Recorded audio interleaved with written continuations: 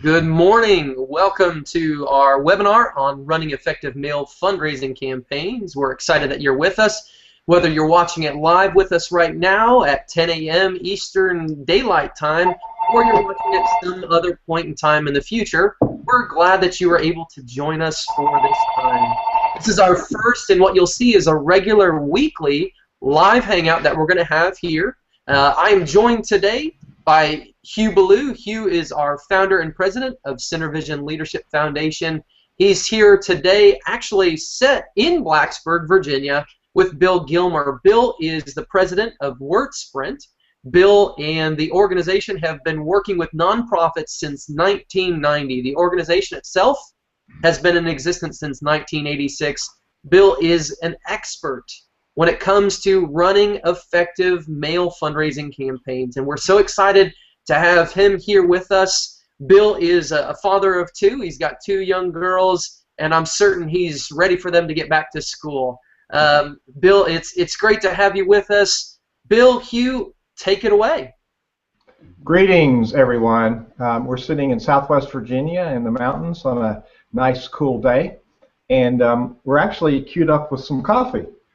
Made a nice pot of Kenyan AA coffee, fresh roasted. So we're gathering around coffee. So we'll stay awake today by drinking coffee. It's in the morning in the East Coast, and if you're watching this on the West Coast, it's probably early. This will replay on centervisionleadership.org on our community for community builders. A couple of weeks ago, I attended my normal Rotary, and this man presented this program.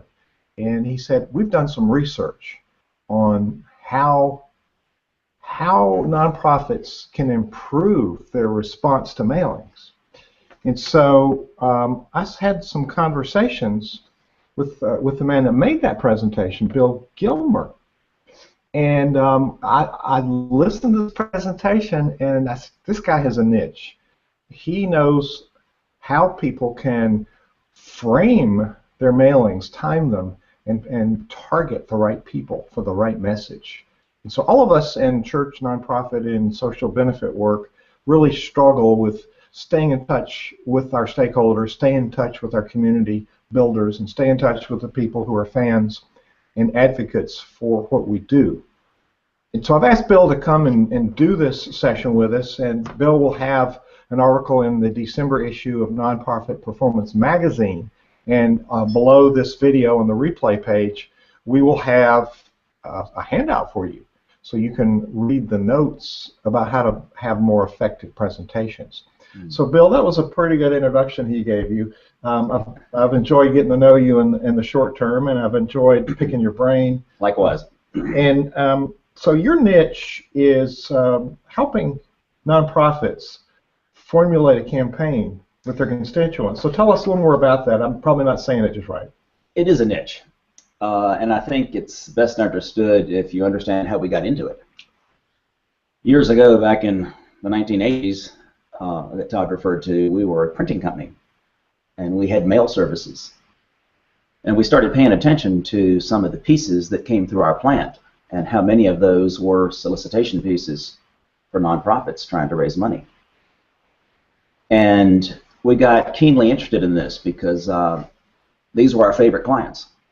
These people were out there changing the world, doing great things. And we saw the pieces that came through the plant, and we would design them, we would print them, we would mail them, we would started working with their mailing lists, with their databases. And as the years went by, we drove upstream more and started asking questions about, did it work? Did you get a good response? And we started collecting data from dozens of clients over the years. Cut our teeth on Christian radio. We had some Christian radio clients that sent out solicitations monthly. We did a lot of work for public radio, for college development, for free clinics, for YMCAs, for United Ways, on and on. For the arts too, for theaters, for entertainment organizations that are nonprofit. And we started seeing patterns. We started bringing in more data, and what we're measuring, of course, is response rate, average gift, just how successful that appeal mailing really is. And based on that, we came up with a model, and it's a work in process. We continually tweak it. And things do change slowly. You know, the recession has some impact on donor patterns. But in a nutshell, we came up with a philosophy, if you will, a model of how to do effective appeal mailings, and it works. And now we've taken that out proactively, and we are reaching out to nonprofits to share with them this information. We're not the strategists. You know, there are people that are a lot smarter with us developing overall strategy for a nonprofit in terms of fundraising. If you want to use the, what was Ken Follett's book, Pillars of the Earth, the building of cathedrals, we're not the architects. We're the people that are out there laying the bricks. And in the process of laying the bricks, we've noticed a few things that work better than other ways. And that's the information we're sharing, how to get those appeal mailings to really work. You got my attention with a really important percentage of yeah, what works and what doesn't work. And we work with, Center Vision works with lots of different churches and nonprofits. We spend a huge amount of time making sure that it really looks good, that the appearance is great, because we think that's going to get us results. So what did you find out? What's the percentage of that in the overall picture? That's fascinating. Great question. You may have heard of what we call the 3 L's. The 3 L's are the letter, the list, and the look. And in traditional thinking, that's what you need. You need a good letter. You need a good message. You need to articulate your cause well, your need, the impact your organization has. That's the letter. The list, the names, who do you mail to? And then the look. What does it look like? And 15 years ago, when I talked to people about appeal mailings, that's all they talked about were the 3 L's, the letter, the list, and the look. Well, we started taking a closer look, if you will, at that, and realized those are 3 components, but there is a 4th that's very important. We found, first of all, that the look was not that important. The look is not that important. Now, you have a graphic design department and copywriters to help people with this, and you're saying... Right, it was very humbling to discover that. Was it? And it took some courage to admit that and to start broadcasting that out. But what we do in terms of making it look all beautiful and full color and all this beautiful stuff is not that important. It's like a 3-legged stool. You've got the other 3 legs, and the look might be the upholstery on the seat. Oh, so if it looks really bad, it could be distracting. Distracting, maybe, but that all the upholstery in the world is not going to work if you don't have those 3 legs in place. Oh. Those 3 legs are, and we say roughly that those 3 legs account for about 30% each of the success of an appeal mailing, and the look feel is about 10%. Wow. Now that varies a little bit, organization by organization, and strategy by strategy, but in general, the 3 legs. One is indeed the look. We call it the message. It is how well you articulate your cause. How well you talk about the impact that your organization has in the community that you serve. Say that again. Impact. Impact of the organization. Impact. Yeah, their money has impact. Their donation. Yes. That's a key point, isn't it? It is. And when we work with organizations about the message, the letter, most of our clients are very good at knowing why they go to work every day. It lights their fire. It's the reason they're so impassioned about doing what they do. I would say the one bit of improvement they could make is to talk a little bit more about the impact rather than the need. The need is easy. We see the need. That's the why. Right. I want to know. Donors want to know, will my money have an impact?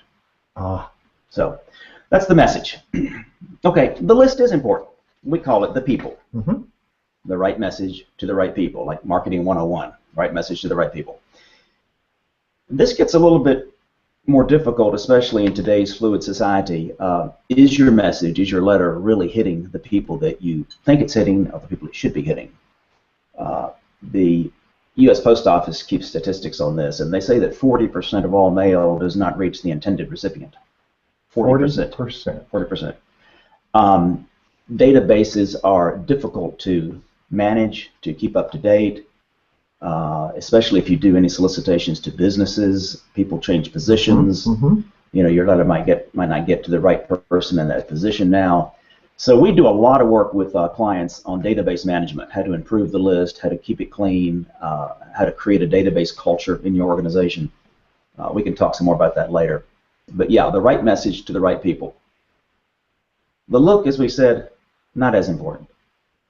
The other big component, though, the third leg of the stool that we discovered, and this is the one that not only surprised us when we saw it, but it also continues to surprise us. It continues to assert itself as being a very important leg of the stool. Drum roll. Third leg is the rhythm.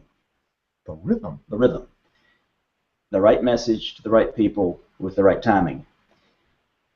There's something magic about consistency and repetition.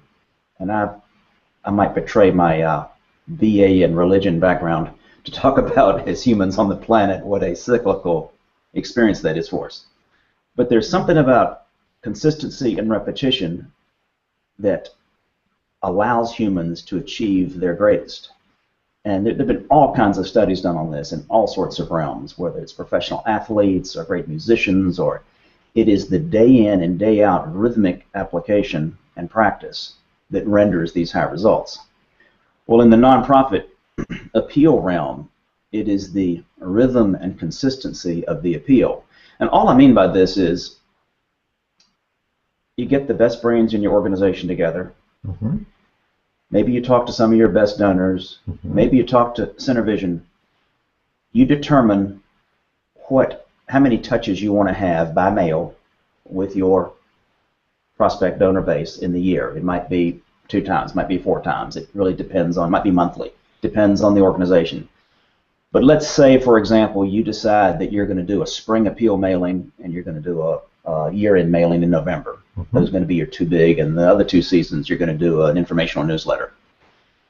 Once you establish that pattern, if you want those 2 appeal mailings to reap results, you need to apply that pattern rhythmically and consistently for 3 years at least. 3 years. Yeah, we found that after about 3 years, you start to get the traction. What doesn't work is to try it once and say, it just didn't work for us. Mm-hmm. And here's why. Let me borrow an analogy from the for-profit world. You've heard of top-of-mind recognition in marketing. Mm-hmm. Let's say I run a lawnmower shop. Why don't you explain that, top of mind? Okay, here's how it works. I run a lawnmower store. I sell lawnmowers. And I send out a postcard every month advertising my lawnmower specials. And you get one every month. What I'm going to learn very quickly is you do not come running to my store to buy a lawnmower as soon as you get my postcard. Right. You don't buy because you get the postcard. Right. You come running to my store when you need a lawnmower. Yes. And the question is, when you need the lawnmower, whose name comes top of mind? Mine or my competitors? Yes. The reason I mail those postcards every month is to keep top of mind recognition so that you come to me with that need. Now, somewhat similar in the nonprofit realm. It's not top of mind recognition so much as it is trust. There is an element of trust in an organization that is established in many ways. It's established by the conversations, by the presence, by the branding, by the impact, but it's also established by the rhythm of those touches. Mm-hmm. Example, somebody says to you that Dr. Smith would be a good donor, so you add Dr. Smith to your mailing list, and you mail him that spring appeal mailing. Well, I hate to break it to you, Dr. Smith is not going to cut you a check for $500 that spring. I mean, one in 1,000 times maybe. Nor the next fall, nor the next spring. But in the 3rd year, and this is assuming you're doing other things right, in the 3rd year with that rhythm, you've established more trust, and his chances, his odds of stroking you that check are much higher. Now, you've just hit a really key point. In my leadership development work, in ministry work and nonprofit community leadership, relationship is the basis of leadership. Relationship is the basis of ministry. Relationship is also the basis for communications. Yes. And so what you're describing to me is a form of cultivating that relationship. You're building that trust. You're building a relationship. So I understand that people think of who they had a contact with in the last 30 days. Mm-hmm. So it's top of mind. Right. So we're even though we don't have a new message, we have some connection with them. Here's what's happening. Maybe it's nice to have something new, but here's an update right. on what we've been doing. I think people who have donated too want to know what's happening Yes. and what's the result of that donation. Exactly. So I think there's two sides to this. There are. Dr. Smith may not contribute right away, but he may have contributed, and he might say, you know, they're really doing stuff. When I make my next donation, I'm going to make sure they get part of it. And most of the organizations we work with do a couple of hard ask mailings like that where they ask Dr. Smith for money, but they also do at least 2, 3 touches where it's information only. Newsletters, whether it's the email campaign, the blog, but whatever it is that keeps Dr. Smith in the know of what's going on with the organization. That's a key point. It's and we get so busy doing the work of the nonprofit, like their church, and we expect people just to know it without really. And I encourage people to have a communications point person that manages that messaging. Yes. This is Hugh Ballou, founder of Center Vision Leadership Foundation, and talking to Bill Gilmer today. If you've joined us late, Bill is the president of a company called WordSpread. And I've been getting my printing done there for a long time. Never met Bill until a few weeks ago when he addressed my Rotary group and found out he was an expert in what I think is one of the biggest challenges that churches and nonprofits face is how do we keep in touch with our donors and how do we build a value proposition that they know why they need to donate and what's happening with their money. Now, I work with some internet marketers, some really big folks, and they're friends of mine. And one of them sent a message out last week, and I've been watching my emails, and 20% open rate is considered really good. He said, what's typical now is 10%, even 5%. And the big guys that are out there making a lot of money doing email marketing have found out that the open rate has diminished significantly. We're buried in these emails, and I sent up, I want to get this email. Pretty soon I got 100 of them coming in a day, and I went, what have I done? And so the result here is I don't open any of them. So, and there's probably other people out there like me. Right. So let's talk about, we try to do it all by email, but you're going back to the old... We're going back to paper. Paper. Yeah. Several reasons. One is, in terms of inviting people to an event, great. Email's super. Social media is great. In terms of keeping people in the know of what's going on, those are excellent avenues. In fact, our company provides these multi-channel marketing systems for clients. We believe in the multi-channel approach. But when it comes to actually asking for money, it's going to be a long, long time before electronic overtakes paper. There is a trust and comfort level of stroking the check or writing down the credit card, sticking it in the mail. There is if you do, I don't have the numbers in front of me, but Direct Marketing Association probably does. Vast majority of donations are done the old-fashioned way, and will be for a long, long time. Gracious.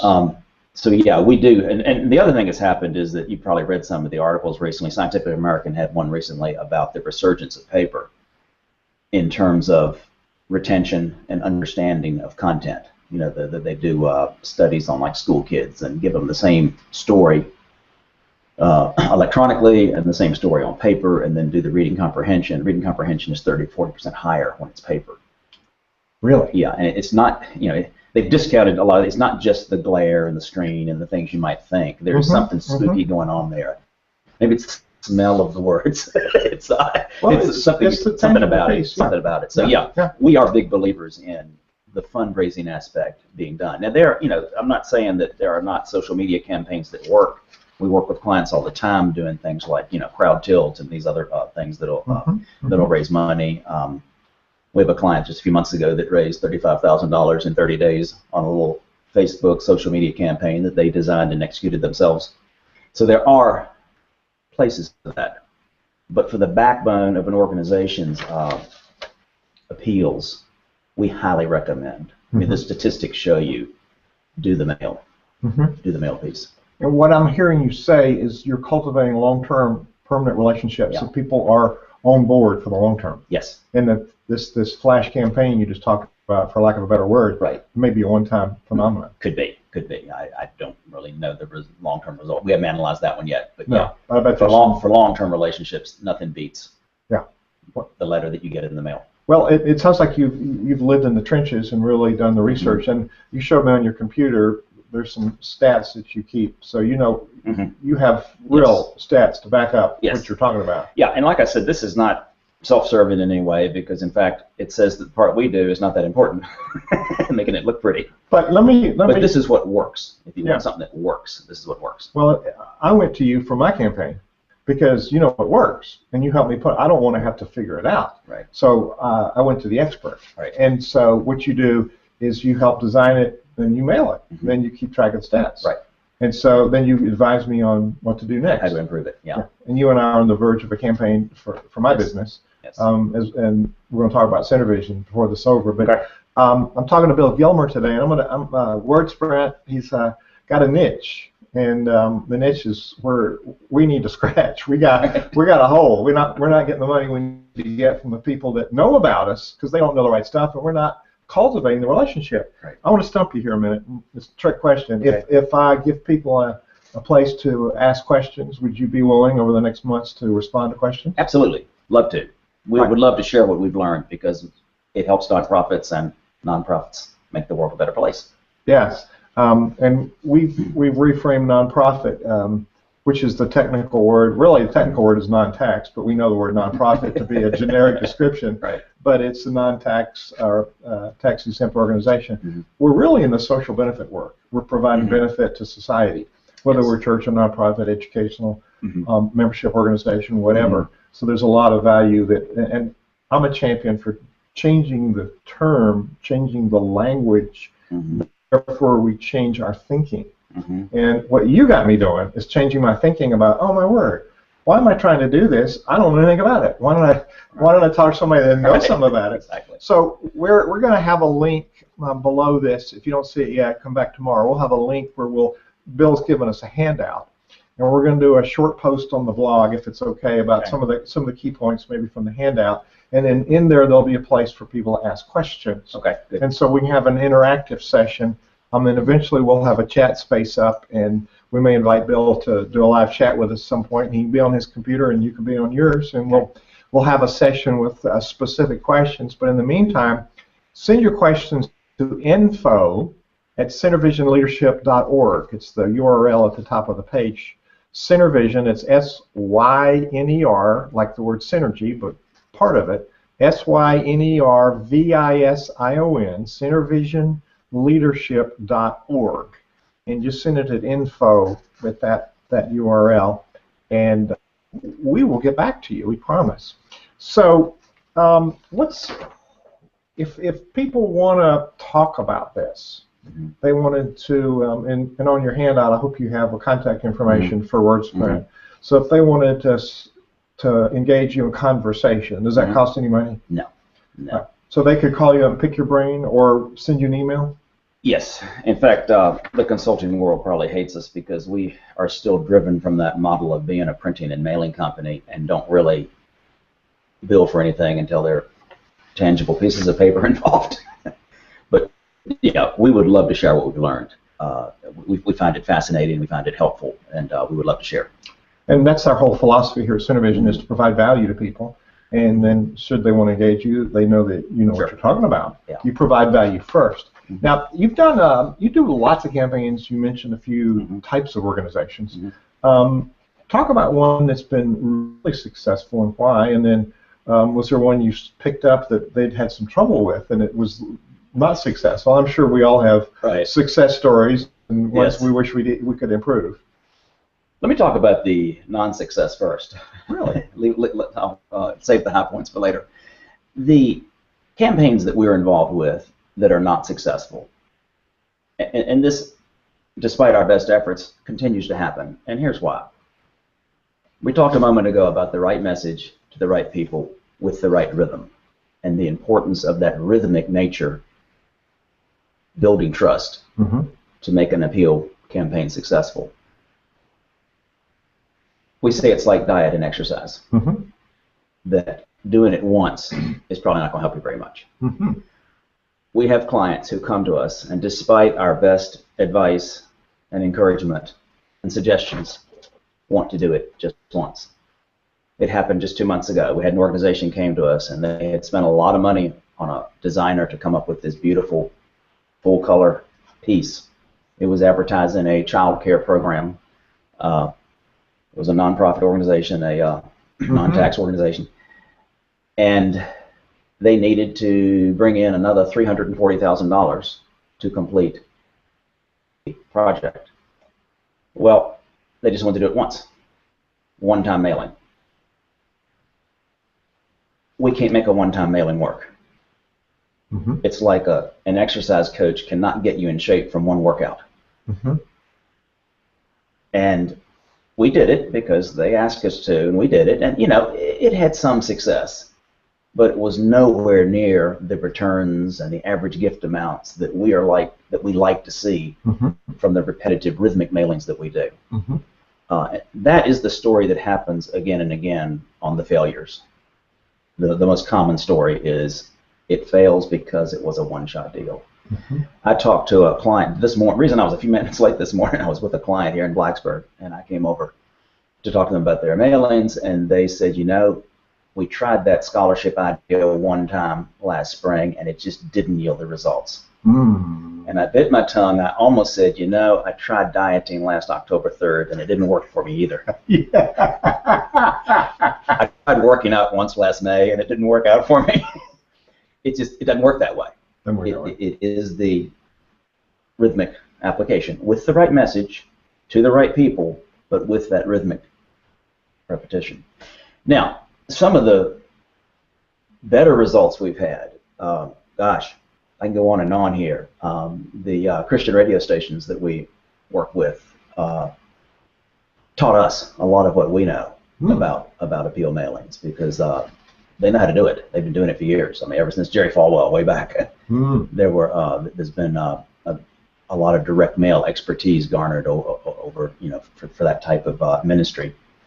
And just by repetitively hitting the right people with that rhythmic message. Now, it's a little different than raising money for a free clinic. I mean, this gets very complex. If you're a radio station trying to raise money, your donor is the recipient of your services. Mm-hmm. If you are a free clinic trying to raise money, your donor is not the recipient of your services. Mm-hmm. Huge difference in how you can ask and how often you can ask. And, you know, the free clinic is going to ask twice a year. That radio station might ask every month because the donor is the recipient and feels like they want to give back. Mm-hmm. So the people that do well are the ones that discover that rhythm and keep doing it.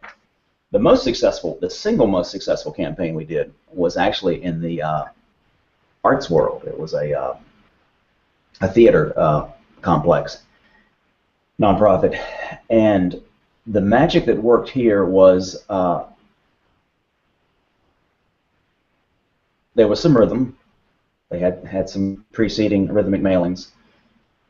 We did a lot of work on the right people. We discovered they had a database of ticket buyers that had attended shows that had never been asked for money. And so we did a lot of work of cleaning up the address accuracy and the name accuracy on this hunk of ticket buyers. The other thing that really worked was the multi-channel thing that I mentioned. We timed this mailing to coincide with a free radio ad that they had as a nonprofit. They had the newspaper interviewing them for the same campaign, and by the time my mailer hit, people had heard the catchphrase of the campaign several times: radio, the public TV station, and the newspaper. And so it resonated because of that multi-channel. And the campaign, I think it was a 17% response rate, and the average gifts were, you know, extremely high. Were they? Yeah. So the timing thing is very important. Timing thing is incredibly important. The coordination. And the multi-channel approach. Multi-channel, yeah. Yeah. I understand people have to have a number of impressions before they even remember you exist. Exactly. And like we find it's about, you know, if you're doing 2 to 4 times a year touch, 3 years, you're talking probably 10 or 12 times of hearing that message before you start to see that snowball effect, that traction. Mm-hmm. Mm-hmm. That's why we say 3 years, because we're assuming about 2 to 4, so you're getting 8 to 12 touches. Now, I would assume there's some residual results from the first one. Sure. Ongoing. Sure. You have results, but they go up. You'll have some results right away. Okay. The one I just told you about that was the failure, the one-time campaign. They had a very small percentage, you know, less than 0.5% return. Wow. The national average of all direct mail is 1%. 1%. 1% is kind of your benchmark. If you want to measure all direct mail, all categories throughout the country, 1%. So you want to do at least that if you want to be better than average. But most of our clients, it depends on the list, and it also depends on who you're asking. Famous quotation from one of our clients when I asked them what their average response rate was. It was a new client. I was trying to get a feel for how their campaigns would run, and I asked her what percentage rate do you get on your appeal mail-ins, and she said, "Well, Bill, that depends on who I'm mailing to. If I mail to my entire database, it's about 1%. If I mail to my top 20 donors, it's about 100%. Interesting. And I said, yeah, I guess you have a point there. So there are different kinds of mailings Sure. as well. Absolutely. As well. So there's a whole matrix here. That brings up a whole different topic of how do you get the best results from your top donors. And obviously, the best thing is the one-on-one conversation. And we look at our work on the appeal mailing side as a way of handling the masses so that you and the organization can focus on those top donors with personal conversations. Because the top dog has got to see you eyeball to eyeball, and there's nothing that replaces that. So that is not our area of expertise of how to have those major gift conversations. But I will tell you that is where an organization should put its most effort internally, I think, because they know those people and they know how to talk to them, and they can show that appreciation face to face. But nonetheless, you take your list. Let's say you're mailing to. Let's take an example. There's a theater that we do work for that has about 30,000 names on their appeal list, and they mail a year-end mailing to 30,000 people. Well, of those, about 7,000 are recent and good donors. So what our company does, we help them with the preparation and the design, and then we print all these pieces that are going to go out. They take 7,000 pieces, 7,000 envelopes, letters, and those 7,000 get hand addressed on the letter, on the envelope, and get a personal note on the letter. 7,000 of them. They have lots of volunteers. But that's where they focus their internal effort. The other 23,000, we do the traditional nonprofit, discounted bulk mailing. So it's the same mailing, but it's segmented. Segmented. More and more organizations are segmenting because you get better results the more you can personalize. We can talk a long time about personalization. Personalization works if it's done right. And it can only be done right if you personally put eyes on it. It's hard to accurately, reliably personalize a huge list in the way that we mean personalization. We're not talking mail merge. We're talking way beyond that. Absolutely. And I'm going to put a tag for Centervision here. What we do is build leadership, and leadership is a culture. It's a skill set and a culture. And leadership, to me, means three things. People who get things done, get results here. People understand how things get done. You've given us lots of daylight on that topic. And then we're people of influence. We want to influence people, and you've said, who do you want to influence, and how do you want to influence them? And then let's time it so that we have a fair chance of getting recognized, and we sequence it. I have a feeling we could talk all day on some of these subtopics. Yes. So, and info@centervisionleadership.org is how you send us a question, and we'll get back to you. It may not be the instant you send it, and then we'll have a blog post where you can comment with the outline of today's presentation. Bill Gilmer has an article coming up in Nonprofit Performance Magazine in December. You should subscribe to that. Nonprofitperformance.org. That's a free digital publication of leadership lessons, leadership examples from people who have been there and done important things. These aren't people that make it up. These are people that have lived in the trenches and have a story to tell. And so thank you all for being here today.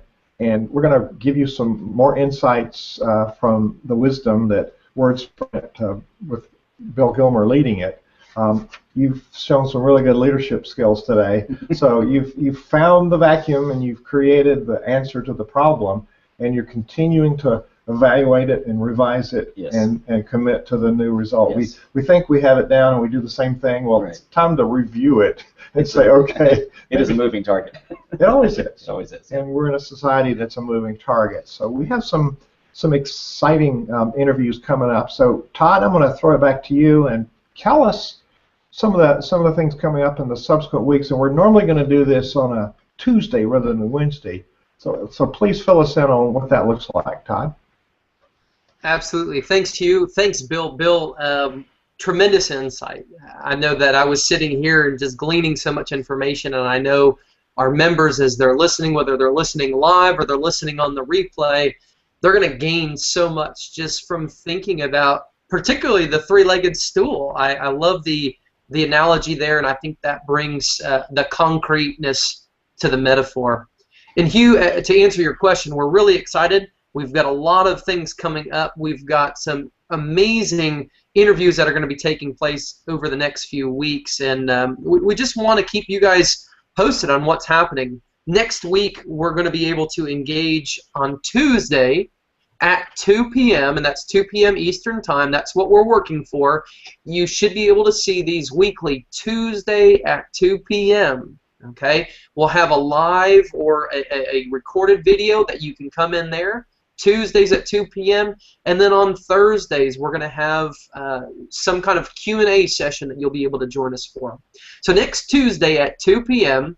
Ed Bogle is going to be talking to us about the importance of strategy, how strategy drives performance in nonprofits. So we're really excited to have Ed on. Ed's going to be live with Hugh. They're going to be talking to our audience, talking to you, helping you with understanding of the value and importance of strategy. And then we've got people coming up after that. What you'll see is if you go to our events page, the events tab on centervisionleadership.org, you'll see an entire list of people that are coming up. We've got thought leaders that are going to be talking to us very shortly in the coming weeks about fundraising, about grant process, about servant leadership, and about a lot of other topics that are absolutely vital to you as an organization. So we're really excited to have you on board with us, excited to be able to share this avenue for learning and leadership, and this is a great opportunity.